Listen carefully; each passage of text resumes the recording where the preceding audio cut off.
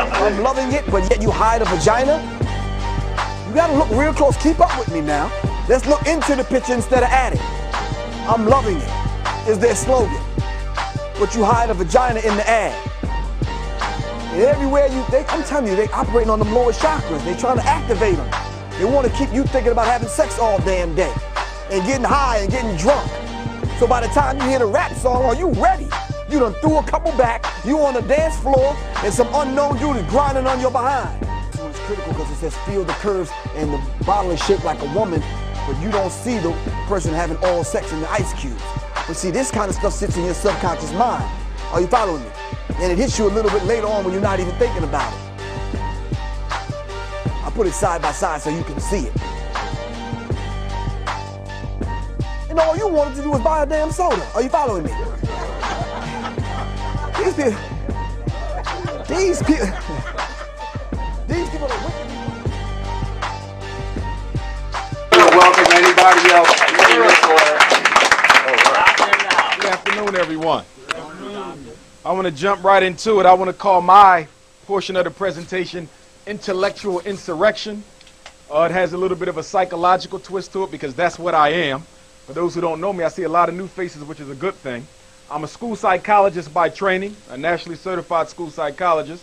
And what I do in my job is I evaluate children in public school, and I decide who goes into special education.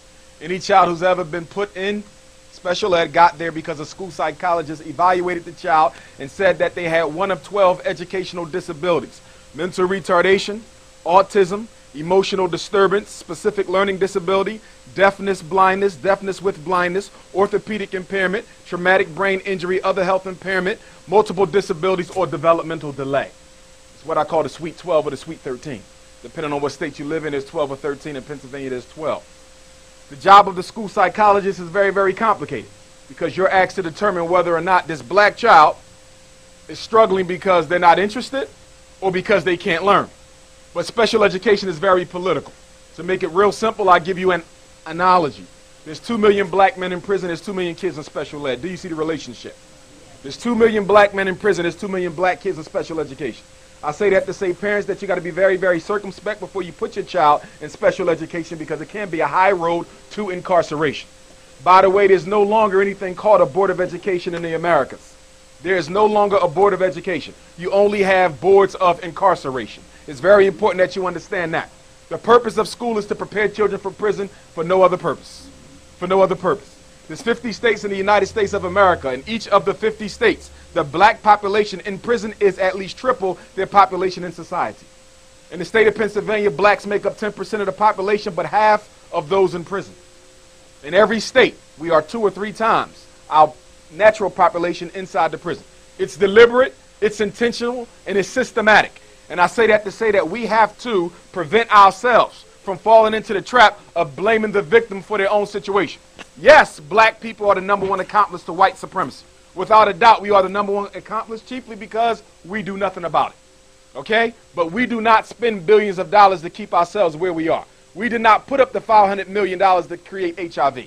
We didn't put up the money to create Ebola. We're not the ones building the prisons. We don't create the miseducation systems. So as you can see, you are not the chief cause of your problem because you don't have the economic organization to do what's being done to you. Very important that we understand that. Now I want to deal with education first. If I'm going to deal with education, I got to deal with incarceration. The reason why you see the incarceration rates mushrooming as they are is because what? The black man and woman are no longer needed in American society. You were brought here to do what? To work, to labor on behalf of someone else. But now there is a whole group of minorities who are coming into America who are willing to do the job that you did for cheap without no complaints. Your existence in America is very peculiar. It is problematic for white supremacy. Why? Because you actually have a right to be here. You actually have a stake in this country. You built it. So that's very problematic when you want to get rid of a people. So what must you do? To get rid of those people, you have to do what? Find somebody to take their place. America will always need a free and exploitable source of labor. Because they don't want the black man and woman to no longer be the free and exploitable source of labor, they have turned now to the who? The Hispanic. And now the Hispanic is uprooting you and everything you can think of. In fact, in President Obama's last medical higher education bill, he put $2.5 billion aside for historically black colleges and universities. But for the first time in history, that money for black colleges can go to white colleges if they are trying to recruit and retain Hispanics. In case you haven't been paying attention, the entire civil rights movement that your ancestors fought, bled, and died for has been totally taken over by Hispanics and homosexuals. Now, when you deal with homosexuality, sometimes we make the mistake of dealing with it through a moral lens. Don't deal with it morally. It's not really a moral issue. Some of us deal with it through the cultural lens. Nothing wrong with that, but it's not principally a cultural issue. Some of us deal with homosexuality through a genetic lens.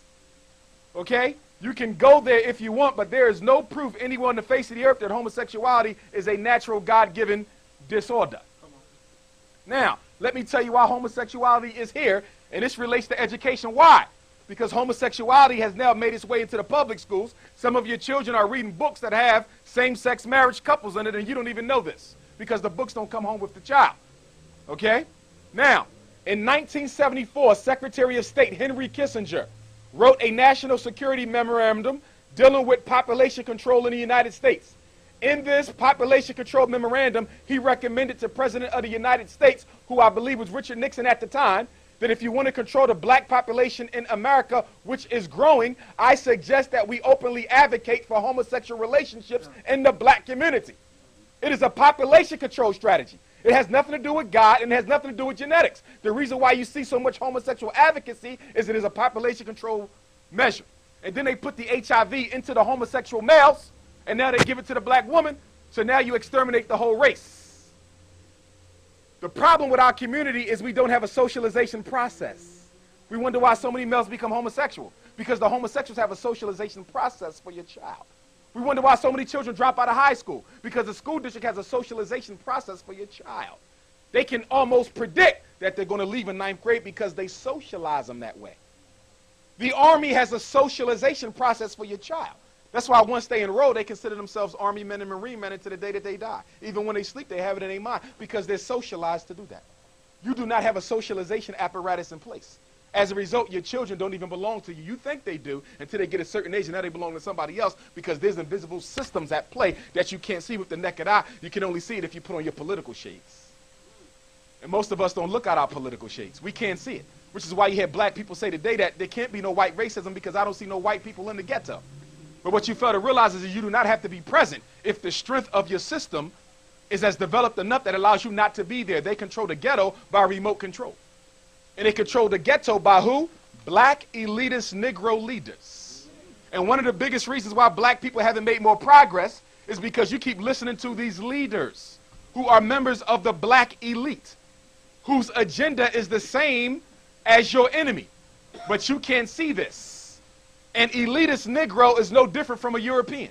They have the same values, they have the same interests, and none of them can stand grassroots black people. Which is why any elitist Negro leader that you see, they don't live with you, they don't struggle with you, and they don't like to be seen after dark anywhere around you. They simply tell you what to do. In fact, as Attorney Alton Maddox in New York said it best, he said that there are no Negro leaders in America, there are only Negro brokers. Their job is to broker deals between the power structure and the black masses to keep them at peace. If you don't believe me, look at any revolt that almost turned into any kind of an organized struggle.